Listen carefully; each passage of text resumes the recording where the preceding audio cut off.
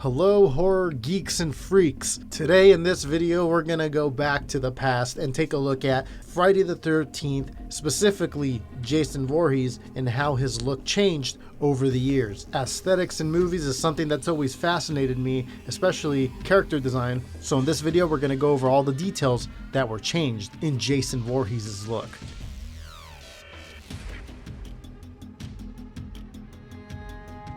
In the first Friday the 13th, which was released in 1980, as most of you know, Jason wasn't really in the film, except for the end when he makes a brief appearance. In that final shot, you can see that he's still a kid, almost looks like a teenager, and like stuff is growing on him, like algae, almost like he's been under the water for a while. This part almost seems like a vision or a dream, so not sure if it really happens, but a look at Jason Voorhees nonetheless.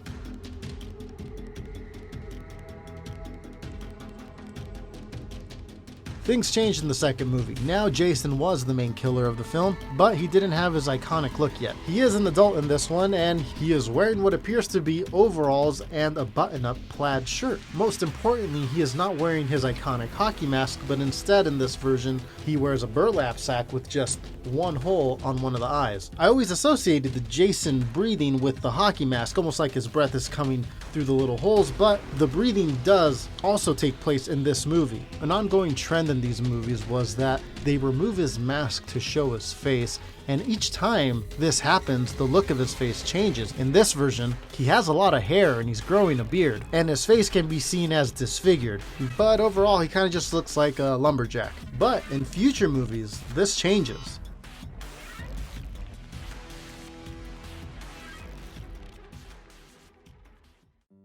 The third movie picks up right after the second, and it shows the couple that defeated Jason in the previous movie removing the burlap sack from his head. So although we don't see it at the beginning of the movie, he's probably walking around maskless until he obtains his famous hockey mask, and the star was born. I wonder if they knew when they were making it how big and popular and how iconic this look would become. There's been so many movies with this hockey mask now in this franchise, and spoofs and spin-offs and video games with the hockey mask wearing villain. It all started with this one. Jason looks massive. His neck looks crazy, weird ripples and bulging muscles. No more lumberjack look. Instead, he wears a plain button-up shirt and slacks. Much better than the previous movie in my opinion. Like in the previous movie, you get to see his face again, but it looks different. No hair or beard. And this takes place right after the last movie, so he must have gone home and shaved or something. The hockey mask is relatively clean as it's the first time he wears it, and he has 3 red triangle marks on it. At the end of the movie, he gets hit in the head with an axe, and we get a chip on the mask on the very top in the corner, which carries on in future movies. Speaking of future movies,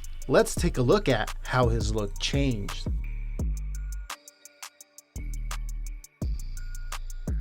Part 4, like the previous one, takes place right after its predecessor. Jason looks a bit leaner in this one though, especially in the neck area. He doesn't have the thick muscular neck like we saw in part 3. Besides that, it's pretty much the same design from the previous movie. They even kept the little gash up in the corner. Now, they reveal his face again in this one, and it seems like Jason's face is deteriorating and quickly. Parts 2, 3, and 4 take place days apart, and his face changes so drastically. Well, this is the movie where Jason finally dies, and so we move on to part 5.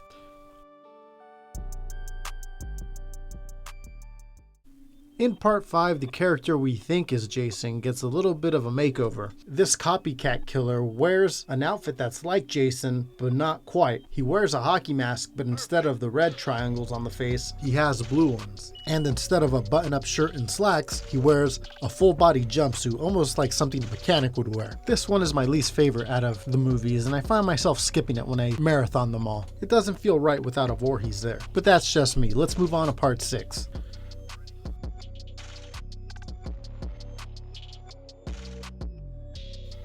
So in part 6, Jason comes back from the dead. So now we have Zombie Jason. This is my favorite movie out of the franchise. So underneath the mask, Jason looks all messed up in this one, in a good way. His skin is this dark gray. It appears to be rotting. He just looks so good. His ears are pretty much rotted away. His mask is the same one from the past, which Tommy does bring to the cemetery at the beginning, Tommy being the one that killed him in part 4. There is only one red triangle on this mask, and looking back, it does appear that the two that are around the cheek area do fall off in the rain in the fourth movie. A nice detail that they kept, like the gash on top of the mask where he got hit with the axe. Little things like this that I remember growing up were so cool because you could see the little connections to the previous movies in this way. He also has a utility belt in this one and what looks like gardening gloves. This and the next movie, when it comes to at least the appearance of Jason, I feel like are peak Jason. He looks the best in these. And speaking of the next movie, let's go over and take a look.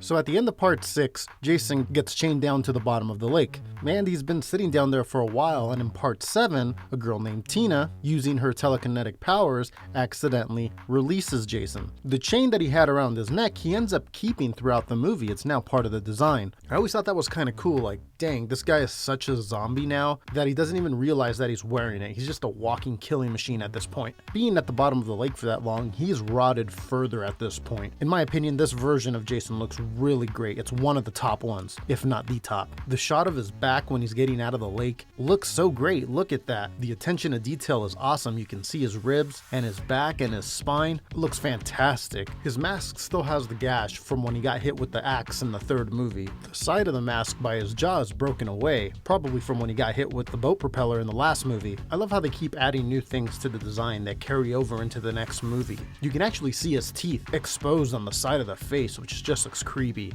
The mask is dirtier. You can tell he's been under the lake for a while. He still has the one triangle on the forehead. It's not as red as in the previous movies. You can definitely tell it's aging. His clothes is falling apart in some areas. He's just been through so much at this point. We get to see him without the mask in the last one when he's being brought back to life, but at the end of this one, you get a really good look, and man, we've come a long way at this point in the series. He started off as a bearded lumberjack looking like guy living in the woods, and now he's just a full-blown zombie. The evolution of Jason has got to be the best part of the entire series, in my opinion. It's so interesting to see how he's gonna look in the next one. And up until this point, they do such a good job taking it up to the next level each time. It's so satisfying to see.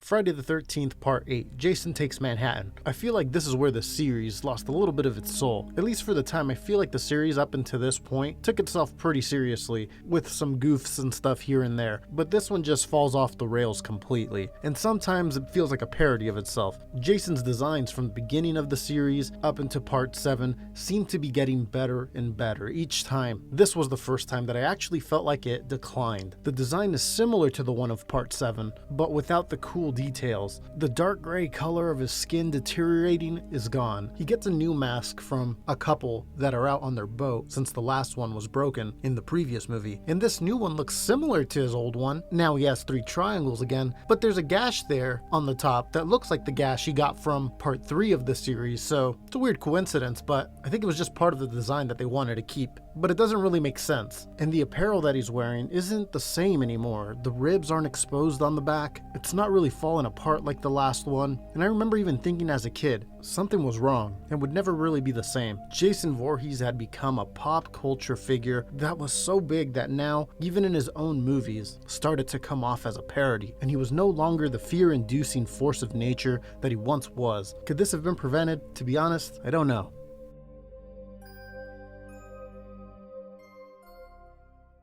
Jason Goes to Hell, to me, is the final installment in that original Friday the 13th run. And I know there's been others after, but those don't really feel like they fit in the same universe. This one kinda does, and with the subtitle, The Final Friday, I feel like that was their intention. Now, as for the design of Jason in this one, we don't get to spend too much time with it as he gets blown up in the first few minutes of the film, and he becomes like this parasite creature for the rest of the movie that climbs into people's bodies. The design does come back for a little bit at the end of the movie though, which is the best part. Now, from the little bit of time we get with this new design, I kind of like what I see. It's almost like they ignored Part 8 and went straight off of the design of Part 7, but pushed it to the next level, at least in the face area, to what looks like max deterioration. He looks absolutely disgusting in some shots. It's pretty much what I would expect from the final outing The mask looks like it's been around for so long that the edges of it have been chipping away little by little throughout the years, and there's only like 60% of the mask left. His body never looks as cool as it did in part 7, but to me this movie gets a pass just because I feel like it was trying to go back to those scary roots and distance itself from part 8's tone. Although I would have liked to see more of actual Jason in the movie. I think that would have helped this movie tremendously. If you notice, the mask still has the gash left on the top that he received from part 3,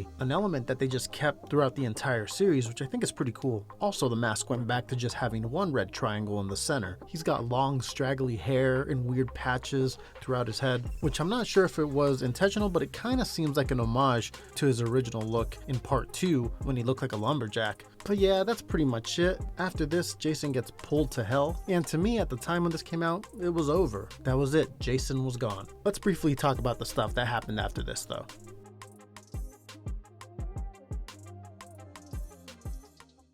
First, there was Jason X. Jason X's Jason looks nothing like the previous versions. And being the 10th installment in the franchise and being called Jason X, X being the Roman numeral for 10, to me I feel like people kind of see this as in continuity with the previous films, which it probably is, but to me it just doesn't feel like it. It doesn't feel the same as those other movies. Now, as for the design, Jason's pretty much looks like a regular person underneath the mask, at least from what we can see. I mean, look at those ears. What happened to the rotting ears from the previous design? Maybe when he got turned into a little kid at the end of part 8, he regrew up again and started a new killing streak, but that doesn't make sense either because there was Jason Goes to Hell in between those. Try not to think about it too hard. The mask doesn't look the same at all either. The nose on the mask is a completely different shape. They still have the gash, like they try to make it seem like it was the same Jason and the triangle on the head, but I don't know, I'm not buying it. Now, his second look in the movie is just out of control. I feel like people that do like it just like it because of how ridiculous it is. This is probably my least favorite version of him. Now, the next time we saw Jason was in Freddy vs. Jason, the long-awaited mashup since we saw Freddy Krueger's hand pull down Jason's mask down into hell in Jason Goes to Hell. Now, at least in this one, you could tell that the person that worked on Jason's design at least tried a little to make it fit with the original look. He's back to that zombie, rotting skin, gray color. The mask is a little too clean and perfect for me. I wish they would have beaten it up a little bit more, like broken some of the edges off and stuff. He's also got long, straggly hair, again, kind of like he did in Jason Goes to Hell. But the way they layered him up with all these coats and jackets and sweaters and stuff, I don't really enjoy as much. Seems like it's hard to move around in, and aesthetically, to me, it just doesn't look that pleasing for the Jason character. They get the 3 triangles now on the mask, and overall, this design's okay. I didn't really enjoy the movie that much. The tone of it's a little too goofy, I guess is the best way I can describe it, but it's such an iconic mashup that I don't think this one's ever going to be forgotten. I just wish Jason would have looked a little better, and that the tone was more serious, which they tried in the reboot.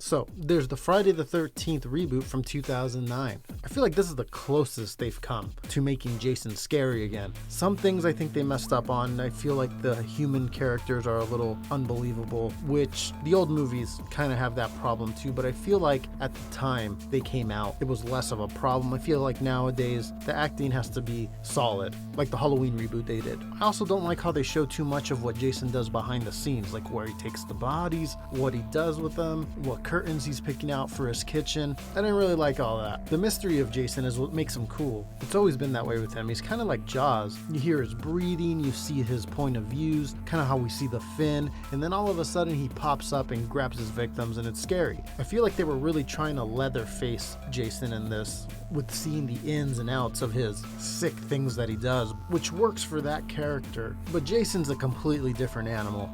Now, as for the look is pretty good. Underneath the mask, he still looks kind of human, which works because this is a reboot, so you wouldn't get the rotting flesh thing off the bat. The weird shape of like the neck and the head is kind of cool. Reminds me of Jason in Friday the 13th Part 3. They have him in like an old beat up t-shirt and like an open coat, and I don't really like this look on Jason. I like the way they used to do him, where he's wearing like slacks and like a button up, like he's a handyman or something. I know it's a small thing, but I really feel like it's a key element of Jason's design. It's a real shame this movie didn't hit all the notes right. I feel like like it had a lot of potential and could have started a multi-movie series, but it just missed the mark on some small details, I feel like. Plus it didn't have a cemetery scene, hashtag bring back cemetery scenes. But that's it, that's all the different looks on Jason Voorhees. I'm glad I got to sit down here and talk about it with you guys. Maybe one day someone will come in and really revitalize this franchise. I really feel like there's opportunity here to make a few really good scary movies for a new generation using this character. They just gotta get the details and subtleties that made this character the icon that he is and do those details right, and I feel like we could have Jason back at the forefront of horror movies again. So thanks everyone for watching. Remember to hit subscribe here on Cutting Deep, hit thumbs up on the video if you enjoyed it, and always remember, they're coming to get you, Barbara.